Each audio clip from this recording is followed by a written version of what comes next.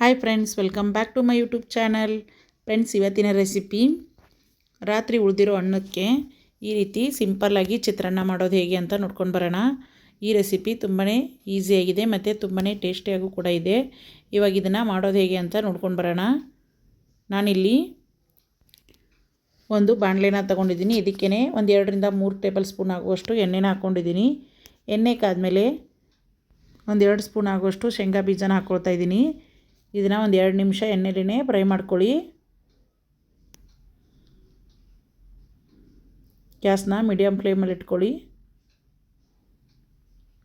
ನೋಡಿ, ಈ ರೀತಿ ಒಂದು 2 ನಿಮಿಷ ಎಣ್ಣೆಲಿ ಶೇಂಗಾ ಕಾಳನ್ನ ಫ್ರೈ ಮಾಡಿಕೊಂಡು ಸಾಸಿವೆ ಮತ್ತು ಜೀರಿಗೆನ ಹಾಕ್ಕೊಳ್ತಾ ಇದ್ದೀನಿ.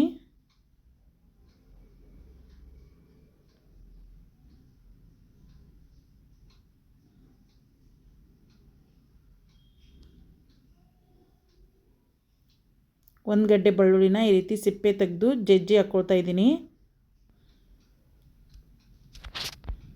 ಮತ್ತು 1 ಸ್ಪೂನ್ ಆಗುವಷ್ಟು ಖಾರದ ಪುಡಿನ ಹಾಕ್ಕೊಂಡಿದ್ದೀನಿ.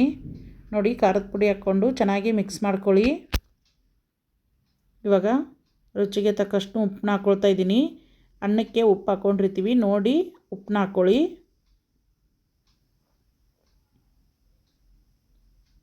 ಮತ್ತು ಶೇಂಗಾ ಕಾಳನ್ನ ಹುರಿದು ಮಿಕ್ಸಿಗೆ ಹಾಕ್ಕೊಂಡಿರೋ ಪುಡಿನ ಇಲ್ಲಿ ಸೇರಿಸ್ಕೊಳ್ತಾ ಇದ್ದೀನಿ.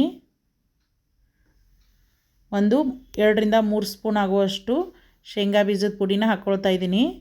ನೋಡಿ, ಈ ರೀತಿ ಚೆನ್ನಾಗಿ ಮಿಕ್ಸ್ ಮಾಡ್ಕೊಳ್ಳಿ. ಯಾರೆಲ್ಲ ನನ್ನ ಚಾನಲ್ನ ಮೊದಲೇದಾಗಿ ನೋಡ್ತಾ ಇದ್ದೀರಾ, ಪ್ಲೀಸ್ ಸಬ್ಸ್ಕ್ರೈಬ್ ಮಾಡಿಕೊಂಡು ಸಪೋರ್ಟ್ ಮಾಡಿ. ಪಕ್ಕದಲ್ಲಿರೋ ಬೆಲ್ ಬಟನ್ ಮೇಲೆ ಕ್ಲಿಕ್ ಮಾಡಿ, ಆಲ್ ಅನ್ನೋ ಆಪ್ಷನ್ ಮೇಲೆ ಕ್ಲಿಕ್ ಮಾಡಿ. ಇದೇ ರೀತಿ ಹೊಸ ಹೊಸ ರೆಸಿಪಿನ ಶೇರ್ ಮಾಡ್ತಾ ಇರ್ತೀನಿ.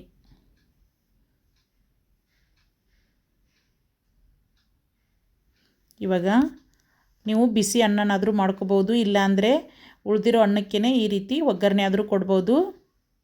ನೋಡಿ, ನಾನಿಲ್ಲಿ ಉಳಿದಿರೋ ಅನ್ನಕ್ಕೇ ಮಿಕ್ಸ್ ಮಾಡ್ತಾಯಿದ್ದೀನಿ. ನೋಡಿ, ಈ ರೀತಿ ಚೆನ್ನಾಗಿ ಮಿಕ್ಸ್ ಮಾಡ್ಕೊಳ್ಳಿ. ಮತ್ತು ರೈಸ್ ಉಳಿದಾಗ ವೇಸ್ಟ್ ಮಾಡಬೇಡಿ. ಈ ರೀತಿ ಸಿಂಪಲ್ಲಾಗಿ ಚಿತ್ರಾನ್ನ ಮಾಡ್ಕೊಂಡು ತಿನ್ನಿ, ತುಂಬಾ ಚೆನ್ನಾಗಿರುತ್ತೆ.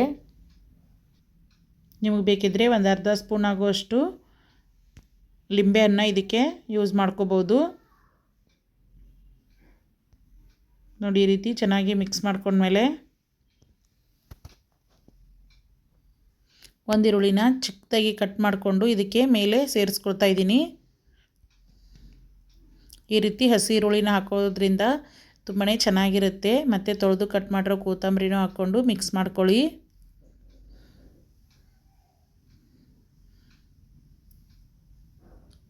ಮತ್ತು ಈ ರೆಸಿಪಿ ತುಂಬಾ ಈಸಿಯಾಗಿದೆ ಮತ್ತು ತುಂಬಾ ಟೇಸ್ಟಿಯಾಗಿದೆ.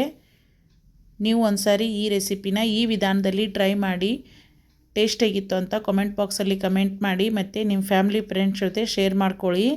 ಇದೇ ರೀತಿ ಹೊಸ ಹೊಸ ರೆಸಿಪಿನ ಶೇರ್ ಮಾಡ್ತಾ ಇರ್ತೀನಿ. ಮತ್ತು ನನ್ನ ಚಾನಲ್ನ ಮೊದಲೇದಾಗಿ ನೋಡ್ತಾ ಇದ್ದರೆ ಪ್ಲೀಸ್ ಸಬ್ಸ್ಕ್ರೈಬ್ ಮಾಡಿಕೊಂಡು ಸಪೋರ್ಟ್ ಮಾಡಿ. ಇದೇ ರೀತಿ ಹೊಸ ಹೊಸ ರೆಸಿಪಿನ ಶೇರ್ ಮಾಡ್ತಾ ಇರ್ತೀನಿ. ಗ್ಯಾಸ್ ಆಫ್ ಮಾಡಿ ಲಿಡ್ ಕ್ಲೋಸ್ ಮಾಡಿ ಒಂದು 2 ನಿಮಿಷ ಆದಮೇಲೆ ಸರ್ವ್ ಮಾಡ್ಕೊಳ್ಳಿ. ನೋಡಿ, ಸಿಂಪಲ್ಲಾಗಿ ರಾತ್ರಿ ಉಳಿದಿರೋ ಅನ್ನದಿಂದನೇ ಈ ರೀತಿ ಚಿತ್ರಾನ್ನ ಮಾಡ್ಕೊಂಡಿದ್ದೀನಿ. ತುಂಬಾ ಸಿಂಪಲ್ಲಾಗಿದೆ ಮತ್ತು ತುಂಬ ಚೆನ್ನಾಗಿದೆ. ನೋಡಿ, ನೀವು ಇದೇ ರೀತಿ ಚಿತ್ರಾನ್ನ ಮಾಡಿಕೊಂಡು ಟೇಸ್ಟಿಯಾಗಿತ್ತು ಅಂತ ಕಮೆಂಟ್ ಬಾಕ್ಸಲ್ಲಿ ಕಮೆಂಟ್ ಮಾಡಿ. ಮತ್ತು ಸಬ್ಸ್ಕ್ರೈಬ್ ಮಾಡಿಕೊಂಡು ಸಪೋರ್ಟ್ ಮಾಡ್ತಾಯಿರೋ ಎಲ್ರಿಗೂ ನನ್ನ ಕಡೆಯಿಂದ ಥ್ಯಾಂಕ್ ಯು.